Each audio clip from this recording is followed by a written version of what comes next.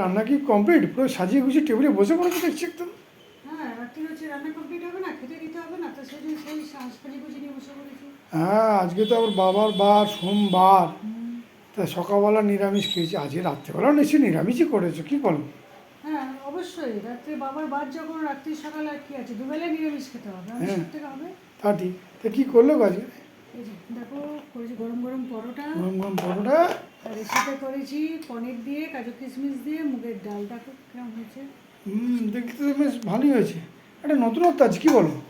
হ্যাঁ, অন্য সময় অন্যরকমভাবে করি পনিরটা, হ্যাঁ, তো আজকে ভাবলাম আজকে একটু মুগের ডাল দিয়েই করি পনির, সেই জন্য করেছি। আর হ্যাঁ। তার সাথে আছে মিষ্টি।